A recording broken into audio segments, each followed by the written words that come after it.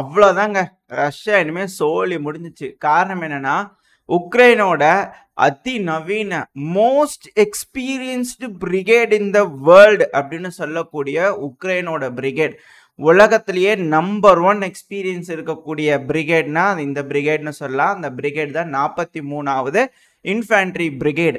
இந்த பிரிகேடுக்கு ட்ரைனிங்லாம் முடிஞ்சிச்சு. இப்போ களமிறக்க போகிறாங்க. கர்கிவ் பகுதியில் வந்து இதுக்கு மேலே இவங்க களம் இறங்கினாங்கன்னா அவ்வளோதான், முடிஞ்சிச்சு. இழந்த பகுதிகளை மீட்டது மட்டும் இல்லாமல் பெல்கிராடை வந்து எப்படி திட்டம் போட்டு பிடிக்கலாம் அப்படிங்கிறலாம் கைதேர்ந்த நபர்கள். அந்த அளவுக்கு வந்து எக்ஸ்பீரியன்ஸ்டு பிரிகேடு.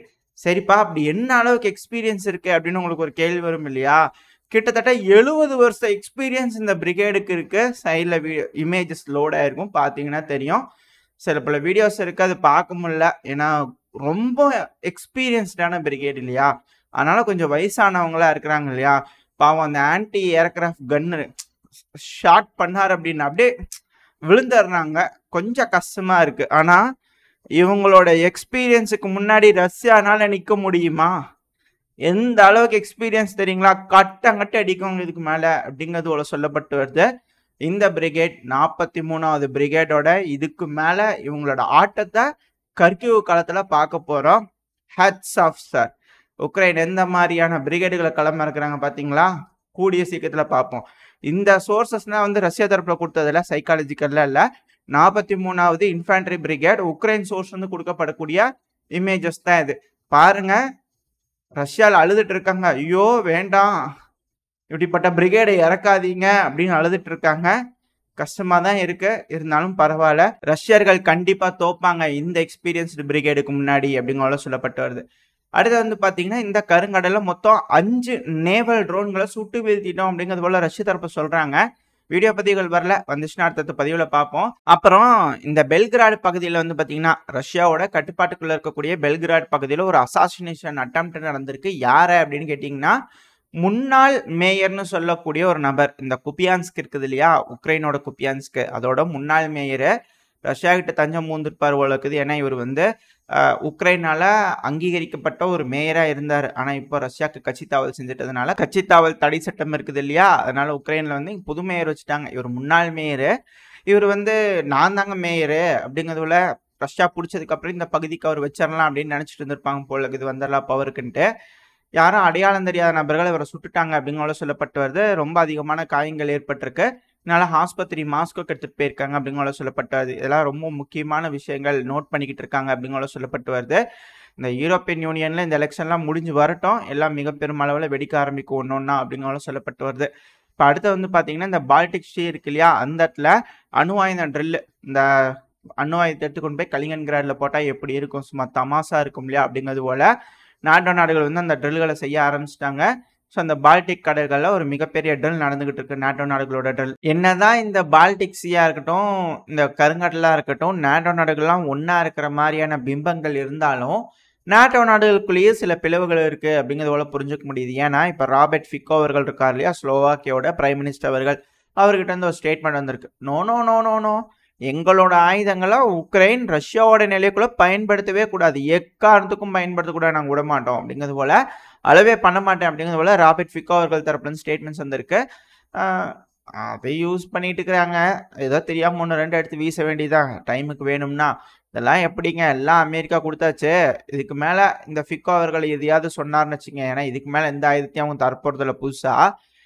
ஏதாவது சொன்னாங்கன்னு வச்சுங்க, பெரிய அண்ணங்கிட்ட பேசிக்க, நான் பேசி வச்சுப்போ அப்படின்றத போல சொல்லிடுவாங்க இல்லையா உக்ரைனில் அப்படிங்கிறதெல்லாம் சொல்லப்பட்டு வருது. சொல்கிறது தான், கேட்டு நடந்துக்கணுமா இதுக்கு மேலே? ஜெலன்ஸ்கி அவர்கள் தெளிவாக இருக்கிறாரு, ஒரு கை பார்த்துடலாம் அப்படிங்கிறது போல. ஏன்னா 43வது இன்ஃபேண்ட்ரி பிரிகேட்லாம் களமிறக்கிறாரு, என்ன ஆக போதோ தெரியல. சரி ஓகே, ஒரு முடிவில் தான் இருக்கிறார் ஜெலன்ஸ்கி அவர்கள் அப்படிங்கிறது புரிஞ்சுக்க முடியுது. இதில் கொடுமை என்னென்னா 18 வயசு அப்படிங்கிறது தான் இருக்கலே கொஞ்சம் கஷ்டம். அதுக்கான விஷயங்கள் உக்ரைனில் கையெழுத்து ஆயிடுச்சு, சட்டம் அமல் ஆயிடுச்சு அப்படின்னா 18 வயசுலேருந்து இருக்கக்கூடிய எல்லா நபர்களையும், ஆண்கள் பெண்கள் முதியோர்கள் எல்லாத்தையும் பிடிச்சி கொண்டு போய் ஃப்ரண்ட் லைனில் கர்கிவில் விட்டு தீத்து கட்டிடுவாங்க. ரஷ்யாவை தீத்து கட்டிடுவார் அப்படிங்கிற எண்ணத்தில் அனுப்பி விட்றாரு.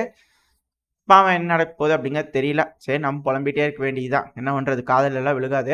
இப்போ அடுத்து இந்த ஒடசா பகுதி, ஒடசா இல்லை மிக்கலை பகுதி, இந்த ஒடசாக்கு பக்கத்தில் இருக்கக்கூடிய ஒப்லாஸ்ட் இருக்கு இல்லையா, ஸோ அந்த ஒப்லாஸ்ட்டை வந்து ரஷ்யாவோட இந்த ரிகானிசான் ட்ரோன்களுக்கு தங்கு தடை இல்லாமல் பறந்துட்டு இருக்கு. அது பாட்டுக்கு எல்லா பக்கம் சீறி பாஞ்சு பறந்துட்டு இருக்கு. அப்படி பறந்துட்டு இருக்கும்போது ஒரு ட்ரெயினர் ஏர்கிராஃப்டை பார்த்துருச்சு. அந்த ட்ரெயினர் ஏர்கிராஃப்ட் கூடயே ட்ராவல் பண்ணியிருக்குது. என்ன பண்ணுறாங்க இவங்க அப்படிங்கிறதோட பார்த்துட்டு இருந்துக்கிறாங்க. அது ஒரு ட்ரெயினர் ஏர்கிராஃப்ட்டு, ஆதி காலத்து ஏர்கிராஃப்ட் தான். இதை வச்சு ஏதோ பண்ணிடுவாங்களோ உக்ரைன் அப்படிங்கிறது போல இருக்கு. ஏன்னா சமீப காலத்தில் இது போல விமானங்களை தான் ட்ரோனா கன்வெர்ட் பண்ணி ரொம்ப தூரம்லாம் பறக்க வச்சு டெஸ்ட் பண்ணிட்டு இருந்தாங்க. இப்போ அது வந்து ட்ரெயினர் ஏர்கிராஃப்ட் யாக்க 52ன்ற ட்ரெயினர் ஏர்கிராஃப்ட் தான் இது. ஆதி காலத்து வேர்ல்டு வார் 2 அந்த டைம்ல யோசிச்சு பாருங்களேன். இது போல ஒரு விமானம் பறந்துட்டு இருக்கும்போது இதுக்கு இணையா ஒரு ட்ரோன் பறந்துட்டு இருந்ததுன்னா, அதுவும் அந்த ட்ரோன்கள் கிட்ட துப்பாக்கி இருந்து டடடடன்னு சுட்டுச்சுன்னா எப்படி இருக்கும் அப்படிங்கிறது போல இருக்கு. இதுக்கு மேல அதை பார்க்கலாம். இந்த யாக் 52ல உக்ரைனர் வீரர்கள் ட்ரைனிங் எடுத்துட்டு இருக்கும்போது கூடிய சீக்கிரத்தில் அடுத்த கட்ட அப்கிரேட் பண்ணப்பட்ட இந்த ஜாலா ட்ரோன்களா இருக்கட்டும், ஆர்லாண்ட் ட்ரோன்களா இருக்கட்டும், இதுக்கு மேல அதுல சுடக்கூடிய தன்மையோட வரும் அப்படிங்கிறதோட சொல்லப்பட்டு வருது. பாப்பா எந்த அளவுக்கு இருக்குன்னு ஆல்ரெடி நம்ம சொல்லியிருந்தோம். ட்ரோன்களில் கன்னை இன்ஸ்டால் பண்ணி சொல்றாங்க இல்லையா, அதுக்கான வீடியோ பதிவு எல்லாம் பார்த்துருந்தோம் இல்லையா. ஸோ அது ரிகானிசன் ட்ரோன்களுக்கு இதுக்கு மேலே வரும் அப்படிங்கிறத சொல்லப்பட்டு வருது. இப்படி வந்துச்சு அப்படின்னா இதுக்கு மேல எல்லாம் வங்கு மாதிரி பறித்து நம்ம நிலத்துக்கு அடியில் வாழ்றதான் நம்மளுக்கு உயிர் பழைக்க முடியும் அப்படிங்கிறதோட புரிஞ்சுக்க முடியுது. இதுக்கு மேலே எந்த ஒரு போருமே நிலத்துக்கு மேலே நடக்க போகிறதில்ல, நிலத்துக்கு அடியில் தான் நடக்கும் அப்படிங்கிறது புரிஞ்சுக்கலாம். ஏன்னா ட்ரோன்கள் வந்துருச்சு அப்படின்னாலே கொஞ்சம் கஷ்டம்தான் நிலத்துக்கு மேலே சண்டை பிடிக்கிறது. அந்த ஒரு காரணத்தினால சொன்னேன். இப்போ நம்ம கள நிலவரங்களுக்கு போக ஆரம்பிச்சிடலாம். இப்போ ஒரு வீடியோ பதிவுகளோட இருக்கு இல்லையா, இந்த ரஷ்யா வந்து உக்ரைனோட பகுதிக்குள்ளே வந்து பார்த்தீங்கன்னா தாக்குதல் பண்ணதான் ரிலீஸ் பண்ணக்கூடிய வீடியோ பதிவுகள். இந்த வீடியோ பதிவு பார்க்கும்போது தெரியுது, சிவிலியன் பயன்படுத்தக்கூடிய வண்டிகள் மேலே ரஷ்யா வந்து ட்ரோன்களை யூஸ் பண்ணி தாக்குதல் பண்ணுறாங்க அப்படிங்கிறது போல் நம்மளுக்கு தெரியும். ஆனால் இப்போ அந்த வீடியோ லைனாக பார்த்துட்டு இருந்தீங்கனாலே தெரியும், அந்த வண்டியை கொண்டு போய் சேஃபாக ஒரு இடத்துல வந்து பார்த்தீங்கன்னா உள்ளே நிப்பாட்டி வச்சுக்கிறாங்க. அந்த இடத்துல ட்ரோன்கள் தெரிஞ்சு அந்த கேரேஜில் போய் அடிக்கும்போது மிகப்பெரிய வெடி விபத்து நடக்குது. அது ஆயுத கடங்காக பயன்படுத்திக்கிறாங்க அப்படிங்கிறது போல் தெரிய வருது. இது தொடர்ந்து சிவிலியன் வண்டிகளை வந்து இது போல் உக்ரைனோட இராணுவ வீரர்கள் ஆயுதங்களுக்கு கொண்டு வரதுக்காக பயன்படுத்திக்கிறாங்க அப்படிங்கிறதோட சொல்லப்பட்டு வருது. குற்றச்சாட்டுகள் வைக்கப்படுது. இதே போல் உக்ரைனும் ரஷ்யா மேலே பல குற்றச்சாட்டுகளை வச்சுக்கிட்டே தான் இருக்காங்க. சிவிலியன் பர்பஸ்க்கு யூஸ் பண்ணக்கூடிய வண்டி வாகனங்களை ரஷ்யாவும் பயன்படுத்துகிறாங்க, அதனால நாங்கள் அதை தாக்க வேண்டிய கட்டாயத்துக்கு தள்ளப்படுறோம் அப்படிங்கிறது போல இருதரப்புலையும் மாறி மாறி குற்றச்சாட்டுகள் இருக்கு. ஆனால் இப்போ ரஷ்யா இந்த கெர்சன் பகுதியில் உக்ரைனோட கட்டுப்பாட்டுக்குள்ளே இருக்கக்கூடிய ஸ்டானிஸ்லாவ் அப்படின்ற பகுதியில் தான் இந்த தாக்குதல் நடந்திருக்கு. ஸோ தொடர்ந்து இந்த பகுதிகள் வந்து பார்த்தீங்கன்னா அதிகமான கான்சென்ட்ரேஷன் நடக்குது. ஸோ ஒருவேளை ரஷ்யா கூடிய சீக்கிரத்தில் இந்த பகுதியில் அஃபென்சிவ் ஆபரேஷன் எடுக்கலாம் அப்படின்னு பல அனலிஸ்ட் தரப்புன்னு சொல்லிட்டு இருக்காங்க. என்ன காரணம் அப்படின்னா, உக்ரைன் இது போல தொடர்ந்து இந்த 43வது வெல் எக்ஸ்பீரியன்ஸ்டு பிரிகேட்லாம் கர்கிவ் பகுதியில் களமிறக்கிட்டே இருக்காங்க இல்லையா, அதுவும் குறிப்பாக இந்த வச்சான்ஸ்க் பகுதியில். ஸோ அதை தசை திருப்பறதுக்காக புதுசாக இந்த பகுதியில் ஃப்ராண்ட் பண்ணலாம், இங்கே வாங்க இந்த சைடு வாங்க கொஞ்சம் கூட்டிகிட்டு வாங்க அப்படிங்கிறது போல் இந்த பக்கத்தில் டிப்ளாய் பண்ணுறதுக்காகவும் ரஷ்யா டெஸ்ட் பண்ணி பார்க்கறதுக்காகவும் எந்த மாதிரி இருக்குது டிஃபென்ஸு, நாம் இப்போ போனோம்னா சில பகுதிகள் எடுக்க முடியுமா அப்படிங்கிறதுக்காக டெஸ்ட் பண்ணுறதுக்காக ரஷ்யா ட்ரை பண்ணலாம் அப்படிங்கிற சொல்லப்பட்டு வருது. ஸோ அந்த ஒரு காரணத்தினால இந்த கர்சன் பகுதியில் அதிகமான கான்சன்ட்ரேஷன் ரஷ்யா இப்போ காமிச்சிட்டு இருக்காங்க அப்படிங்கிற சொல்லப்பட்டு வருது. இப்போ நம்ம மேப்பில் பார்ப்போம், உங்களுக்கு எக்ஸாக்டாக புரியும் என்ன நடந்துகிட்டு இருக்கு அப்படிங்கிறது போல். இது உக்ரைன், கீழே மினி மேப் பார்த்தீங்கன்னா தெரியும் எந்த இடத்துல ஜூம் ஆகிட்டு இருக்குன்னு சொல்லிட்டு. ஸோ கர்சன்கிறது வந்து பார்த்தீங்கன்னா இந்த பகுதியில் தான் இருக்குது, இந்த ரெட் கலரில் இருக்கு இல்லையா. ஸோ இது வந்து பார்த்தீங்கன்னா ரஷ்யாவோட கட்டுப்பாட்டுக்குள்ளே இருக்கக்கூடிய கர்சன் பகுதி. அப்படியே மேலே வந்து பார்த்தீங்கன்னா உக்ரைனோட கட்டுப்பாட்டுக்குள்ளே இருக்கக்கூடிய கர்சன் பகுதி. இது ரெண்டுக்கு நடுவில் ரிவர் ஓடிட்டு இருக்கு இல்லையா, அதான் டின்ப்ரோ ரிவர். ஸோ இந்த பகுதியை பற்றி தான் நம்ம குறிப்பாக வந்து பேசிகிட்டு இருக்கோம். இந்த ஸ்டானிஸ்லாவ் இருக்கு இல்லையா, இந்த பகுதியை பேசிகிட்டு இருக்கோம். ஏன் அப்படின்னா நம்ம முன்னாடி ஒரு வீடியோவில் பார்த்துருந்தோம் இல்லையா, இந்த டாச்சா பகுதியில் வந்து பார்த்திங்கன்னா ரஷ்ய வீரர்கள் இந்த பகுதியில் நடந்துக்கிட்டு இருக்காங்கன்னு சொல்லிட்டு, அது வந்து பார்த்திங்கன்னா 5ஆம் தேதி நடந்த ஒரு ஈவெண்ட்டு. ஸோ அந்த வீடியோ பதிவு நம்ம பார்த்துருப்போம் முன்னாடி, இங்கே நடந்துட்டு இருப்பாங்க, சும்மா அசால்ட்டாக நடந்து போயிட்டு இருப்பாங்க. அந்த டைமில் உக்ரைனோட ட்ரோன்கள் வந்து அங்கே தாக்குதல் நடத்திட்டு இருக்கோம். ஸோ இதை வச்சு பார்க்கும்போது ரஷ்யா இது 5ஆம் தேதி நடந்தது. ஸோ தொடர்ந்து பார்க்கும்போதே உங்களுக்கு தெரியும் கண்டினியூஸாக இந்த பகுதிகள்லாம் ரஷ்யா தொடர்ந்து தாக்குதல் பண்ணிட்டு இருக்காங்கன்னு சொல்லிட்டு. ஸோ அந்த ஒரு காரணத்தினால பாசிபிளி எந்த அளவுக்கு ரஷ்ய வீரர்கள் முன்னேறி போய் அவங்க கட்டுப்பாட்டுக்குள்ளே எடுப்பாங்க அப்படின்னா, இந்த பகுதிகள் வரைக்கும் ரஷ்யா முழுவதும் அவங்க கட்டுப்பாட்டுக்குள்ளே எடுப்பாங்க. இப்போ ரெட் கலரில் இருக்கு இல்லையா, ஸோ இது முழுவதும் அவங்க கட்டுப்பாட்டுக்குள்ளே எடுக்கிறதுக்கு வாய்ப்புகள் அதிகம். அதுவும் குறிப்பாக இந்த கர்சனுக்குள்ளே சிட்டிக்குள்ளே போய் ஸ்ட்ராங் பண்ணி அதை அவங்க கட்டுப்பாட்டுக்குள்ளே எடுக்கிறதுக்கு அதிகமான வாய்ப்புகள் இருக்குது அப்படிங்கிறதெல்லாம் சொல்லப்பட்டு வருது. அப்படி நடக்குன்ற பட்சத்தில் அப்படியே நேராக மேலே வந்து பார்த்திங்கன்னா இந்த இடத்துல பயங்கரமான சண்டை நடந்துட்டு இருக்கு இல்லையா, அதுவும் குறிப்பாக இந்த பகுதி, இந்த இடத்துல வந்து பார்த்திங்கன்னா இப்போது நான் உங்களுக்கு காட்டுறேன். பட் ஆனால் அது நடந்தது 4ஆம் தேதி, நம்மளுக்கு ரிப்போர்ட் ஆனது 4ஆம் தேதி. ஆக்சுவலாக இந்த ரஷ்யாவோட ஃப்ளாக் போட்டு ஒரு கைது சிம்பிள் மாதிரி போட்டிருக்கு இல்லையா, ஸோ 4ஆம் தேதி வரக்கூடிய வீடியோக்கள் வச்சு பார்க்கும்போது ரஷ்ய வீரர்கள் இந்த பகுதியில் சரணடைஞ்சிருக்காங்க. ஒரு நபர் தான். ட்ரோன் தாக்குதல் நடந்துட்டு இருக்கிறதுனால இங்கே ட்ரோன் தாக்குதல் இருக்கு இல்லையா, ஸோ அந்த வீடியோ நான் உங்களுக்கு காட்டுறேன். இப்போ அந்த தாக்குதல் நடக்கிறனால ஒரு வீரர் சரணடைகிற மாதிரி காட்டுவாங்க. பட் ஆனால் சரணடைஞ்சாரா இல்லையா அப்படிங்கிறது தெரியல.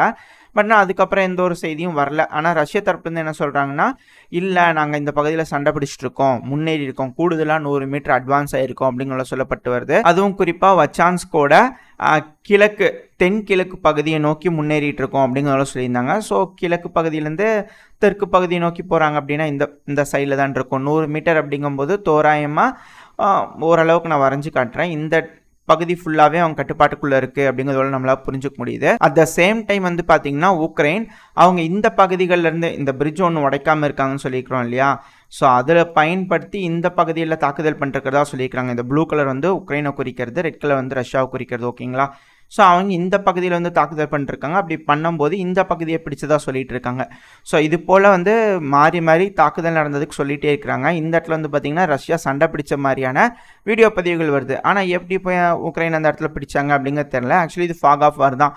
ஒரு நாளைக்கு முன்னாடி நடந்திருக்கும். பட் ஆனால் அவங்க கொடுக்கறது வந்து 2-3 நாள் தள்ளி தரதுனால, ஏன்னா இப்போ ஆக்டிவாக இங்கே சண்டை நடந்துட்டு இருக்கு இல்லையா தொடர்ந்து. ஸோ அந்த ஒரு காரணத்தினால நம்மளுக்கு எக்ஸாக்டாக தெரிய மாட்டேங்குது எந்த தாக்குதலுக்கு அப்புறம் என்ன நடந்திருக்கு, எது முதல்ல நடந்தது, எதுக்கப்புறம் நடந்தது அப்படிங்கிறது தெரியல. ஸோ இது போல் இருதரப்புலையும் மாறி மாறி டிலேடான வீடியோஸ் கொடுக்கறதுனால ஷோராக அந்த பகுதியில் எப்படி கள நிலவரம் அப்படிங்கிறது புரிஞ்சுக்க முடியல.